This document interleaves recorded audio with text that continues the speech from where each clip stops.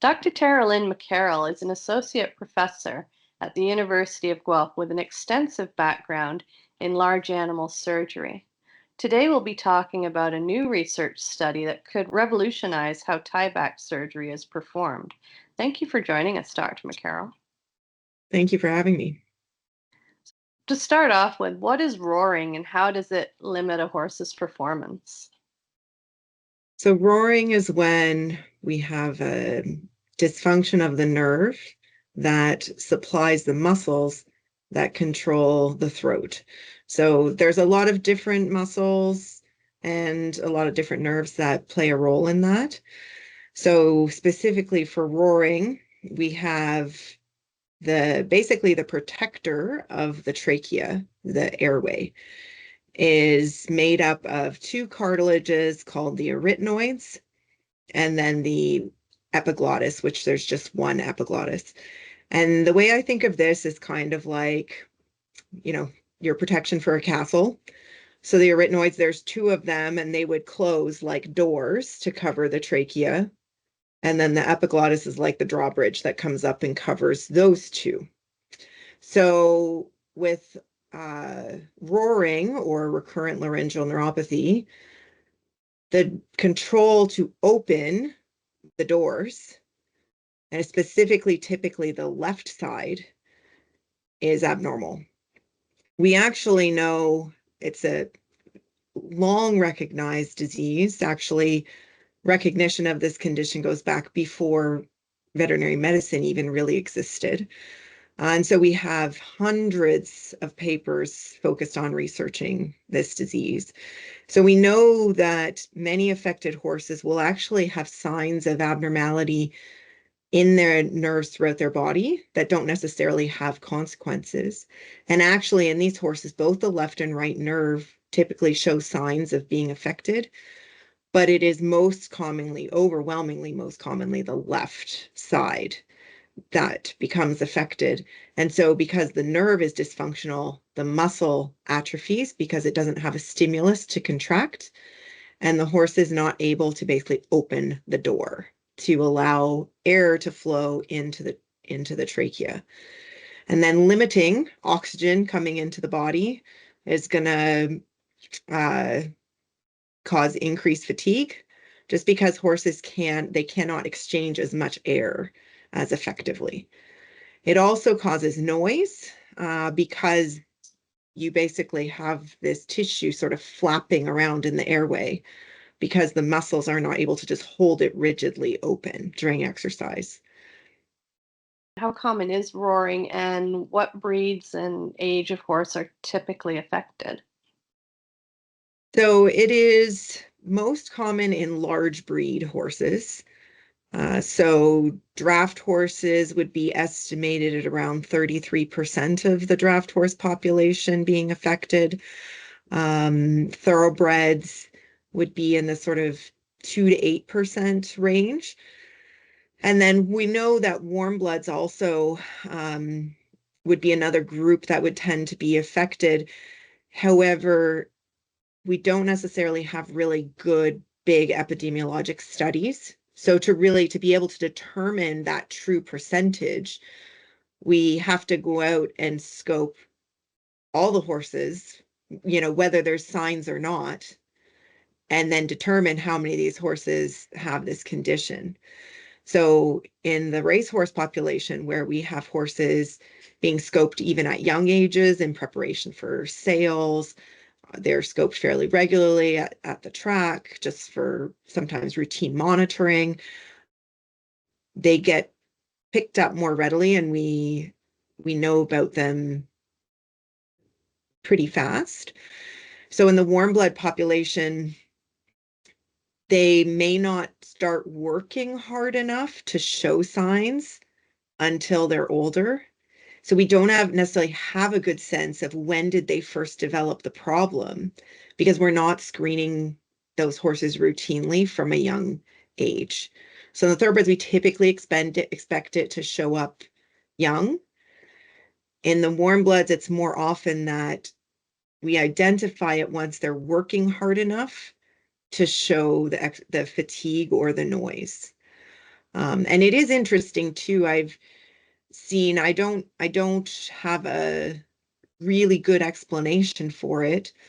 It may have something to do with head position, but I've actually seen some high level dressage horses, so Grand Prix dressage horses, that actually make very minimal noise despite being completely paralyzed, which is just a point of interest, I guess I would say. So if the horse is able to do its job and isn't making noise, then they can go undetected. The majority of these times, though, these horses would certainly make a fair bit of noise, and then if they're doing high level work, would demonstrate exercise intolerance. What is the current veterinary procedure for horses with recurrent laryngeal neuropathy, and what's the success rate for that surgery? So certainly the most common would be what's called the prosthetic laryngoplasty, which is commonly known as the tieback. Um, and the success rate of that is really variable in the literature. So at present, the sort of standard surgery textbook states that the success rates are 70–80% in race horses and higher in sport horses. Certainly earlier papers would have a lower estimate of that, the lowest for race horses being as much as 50%. It depends a lot on how the studies classify success. So that can have a big impact. We do know for certain that non-race horses do have a better prognosis after surgery than race horses. And that's most likely related just to the fact that um, the sort of maximum of um, sort of sprint level athletic effort is going to be your racehorse population, right? Certainly there's other horses that do massive feats like your endurance horses, that sort of thing, but they're not as dependent on that short-term massive increase in the ability to move air, right? They're kind of low and steady, so they're not necessarily as heavily impacted as the racehorse population. And what's involved with the recovery at present? So at this time, most surgeons would say, so to do a tieback, you make an incision. If you imagine a horse's head and neck stretched out, and there's a vein that shows up between the angle of their mandible and the muscle on the underside of their neck. So we make an incision right underneath that vein in order to do that surgery. So, the standard most people would say for incisional healing is 10 to 14 days. More likely what impacts, well, I guess there's two other considerations that impact downtime, is that in addition to the tieback, which again would be the most common procedure, I guess I didn't touch on some of the others, which are less common. But in addition to that, often we may do some augmentation or removal of what's called the laryngeal saccule and or the vocal cord. And that can be done either through an open surgical approach, meaning an incision is made under the horse's throat and sharp instruments are used to remove those tissues, or probably more commonly now, we'll do that with a laser through an endoscope. So there's no additional external incisions on the horse. But the healing of that, because it is effectively an open wound when we treat those tissues, it's oftentimes the healing time of that tissue within the airway that dictates how long we wait. So for me, I typically would scope horses at 30 days after they've had surgery to make sure that they have healed appropriately within the airway, so the vocal cord region has healed appropriately. And if that's all nice and smooth, then they can go back into work. There are some other people who would say to wait 6 weeks, because there's a study that shows that when we do the tieback, one of the complications of the tieback surgery is that we try and put the cartilage in a certain open position, and there's a strong tendency for it to collapse back to some degree. And there's some research that says that most horses will kind of settle out at their final position around 6 weeks. And so there are some people who will wait the 6 weeks because they want to basically not to challenge it until it's kind of reached whatever its final resting spot is going to be. So that's going to be a little variable depending on sort of different surgeons and their experiences. Can you explain the limitations of the current tieback procedure and why there's a need for a new surgical approach? Yeah, so the tieback has been around for a long time.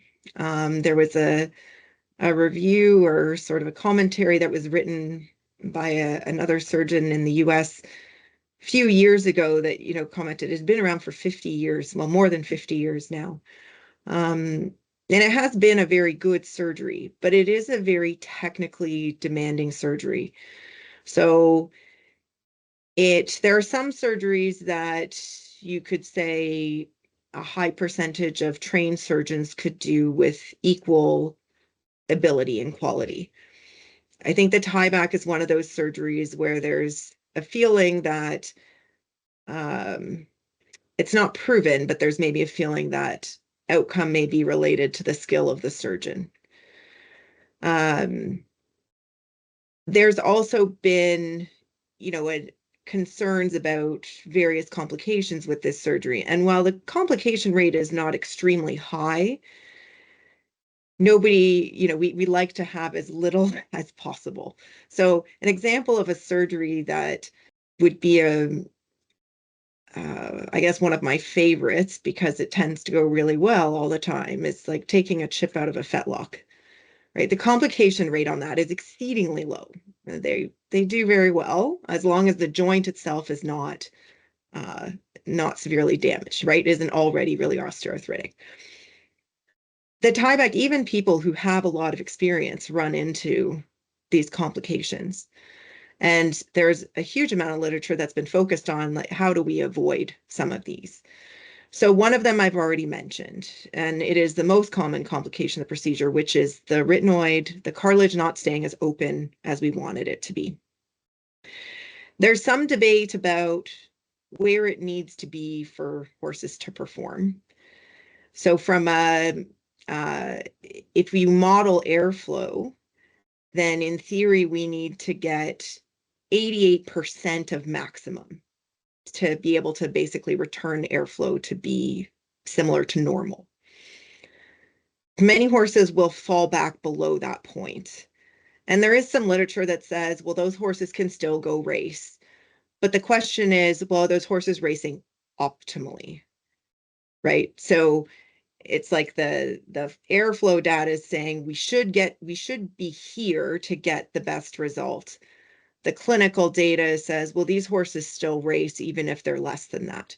So it is a bit of a point of debate amongst people. And one of the things that's really difficult to prove, but I think most surgeons would accept, is if a horse has this condition, certainly we can improve them over having the condition, their racing ability. Do we get that horse back to what their potential would have been if they never had this problem in the first place? Right. So that's the question. Can we make them race better, not just get them racing? Can we optimize performance? So we don't actually know. There's a lot of different theories as to why we may lose the position of the arytenoid, having it come back down. We don't know for sure why it happens. So some of those are the suture stretching, the knot, slipping a little bit, the position of the suture moving, like not staying where we put it, the suture cutting into the cartilages, and therefore your loop now becomes a loose loop because it's crossing a shorter distance. So there's all these theories why that may happen. And the back of the cartilage we tie the arytenoid cartilage flap to is very thin. And so where the idea for this surgery that I'm conceiving came to is I was in my office looking at a skull CT of a horse, and it just happened that the CT went far enough back that it had the larynx on it. I was scrolling through the CT and it just caught my eye, how much thicker the opposing cartilage, it's called the cricoid. So it's like basically think of it as like a tracheal ring on steroids. It's much bigger than the tracheal rings, but it's effectively the same sort of thing. So where the arytenoid cartilage actually, where the joint is, where those two cartilages touch each other, is much thicker cartilage. And I happen to have, my main area of research focus has actually been orthopedics and joint disease. And I did a number of studies, looking at grafting, cartilage, and that sort of thing. And so I happen to have a little brochure on my desk of a device to attach cartilage flaps back. And I thought, could I put this thing across this joint? And would that hold the arytenoid in an open position? Because you're not dealing with knots, right? The surgeon's ability to tie a knot that's going to hold. You're not dealing with issues of suture stretching. Could we still have issues of the device cutting into the cartilage or loosening? Yep, that could happen. But again, you're dealing with much thicker area of the cartilage. And then could we have issues with the implant itself bending? Yes, that's a possibility too. That's something we'll have to look at. The other part of that, so then when I started thinking about that, then I started to think to myself, well, if we did this, if we didn't have to put a suture around the back of this cricoid cartilage, in theory, we could do this surgery through a tiny little stab incision. So similar to like what we do with an arthroscopy, where it's just a little slit. And so one of the other complications of the tieback, which is much less common but more serious, is functional issues after surgery. So, and those would fall into chronic cough, what we call dysphagia, so swallowing issues where they end up with contamination of feed in their airways, and more recently recognized reflux of saliva from the esophagus, because the esophagus sits right over top of the throat, of the airway.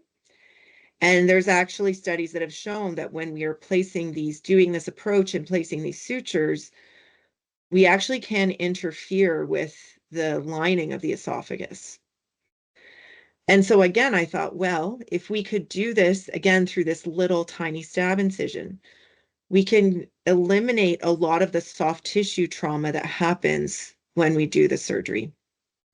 And it used to be thought that, and it is still thought by some, that the main cause of chronic cough and dysphagia after a tieback is that we have the arytenoid pulled all the way out.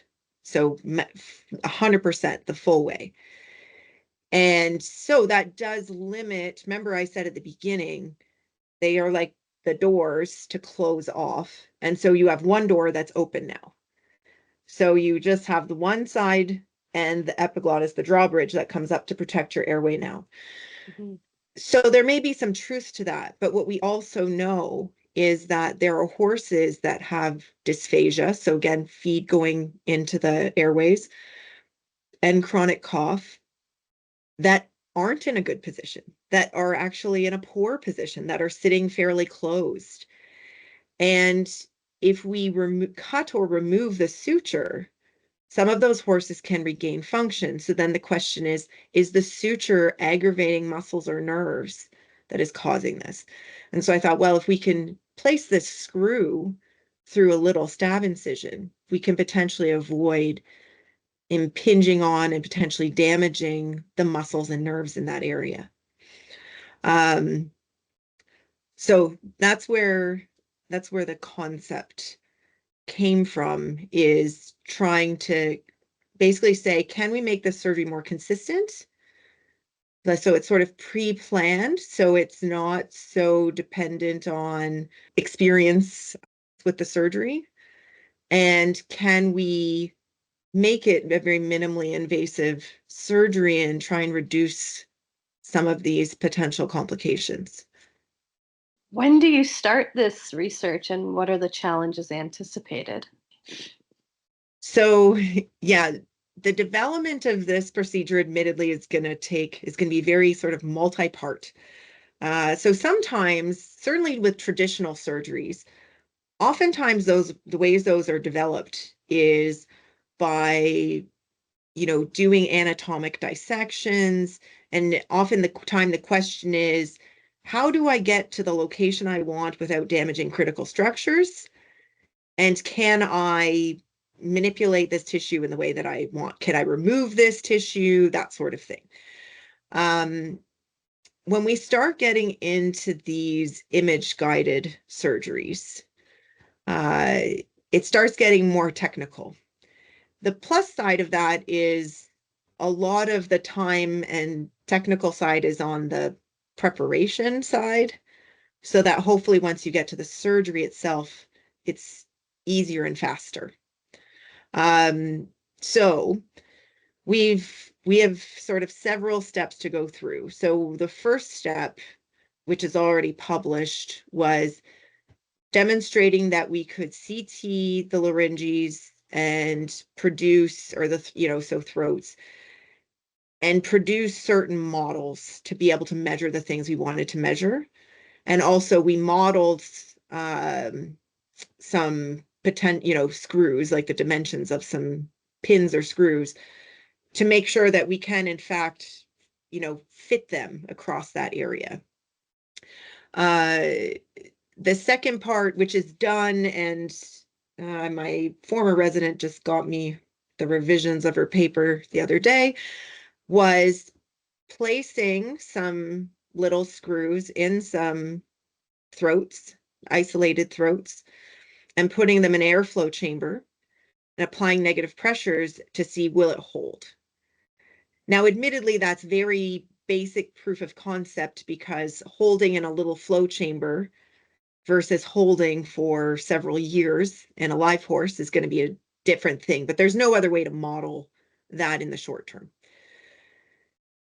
The step that we are at next, which is what was funded by Equine Guelph, is, in order for me, again, one of my goals is to make this a minimally invasive surgery that I can do through a tiny incision.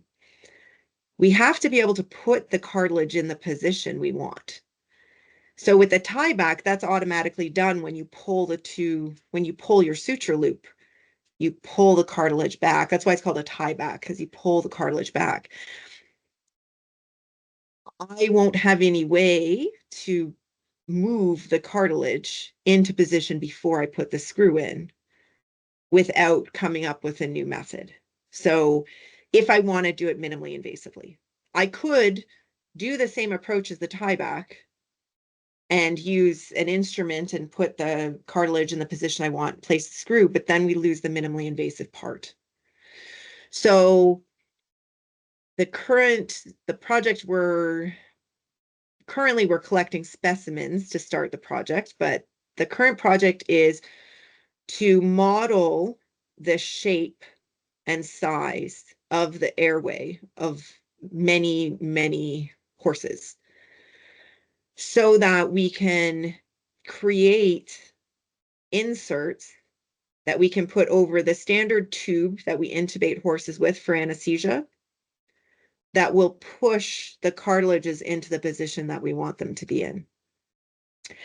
And part of this, because we know that we can't just make one and that's going to work for every horse, because we have different size throats. So part of this project is going to be CTing a lot of specimens, making models of the inside of the airway, and then grouping those into ones that are most similar in size and shape to determine how many different inserts do we have to produce, and then putting those back into the throats re-CTing and make sure that they do in fact put the airway where we predict it will. So the goal then would be, when we do this surgery, we can select the appropriate size for the horse, put this device in, and we will know before we place the implant exactly how much abduction or how much opening we have. So that is the currently funded project.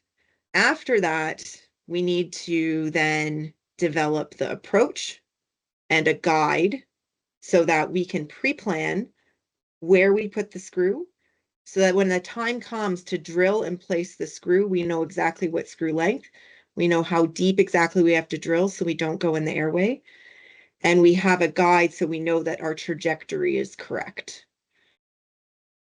So all of those steps have to happen. And then once we get through all of that, then we'll move on to putting it in live horses and determine if it can hold for, extended duration of time. How are you using CT guidance in the new surgery?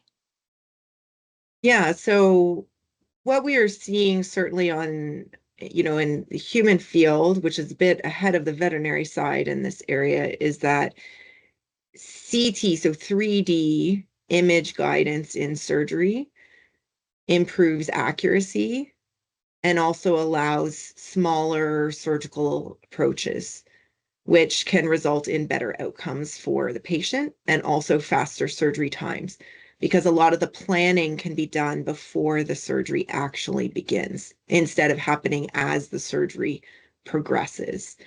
And so that is the sort of the goal here, is to see, can we develop a surgery with CT guidance where we can do all the planning before we make the incision. And so when it comes time to do the actual surgery, the surgical approach will be very small and the surgical time will be short. It's not that the tieback's a bad surgery, but the question is, can we use modern image-guided surgery techniques to make it a more accurate surgery, and a surgery that, again, is a smaller surgical approach, less invasive, and hopefully will have then less potential complications. Thank you for sharing your expertise. We will look forward to following this interesting research.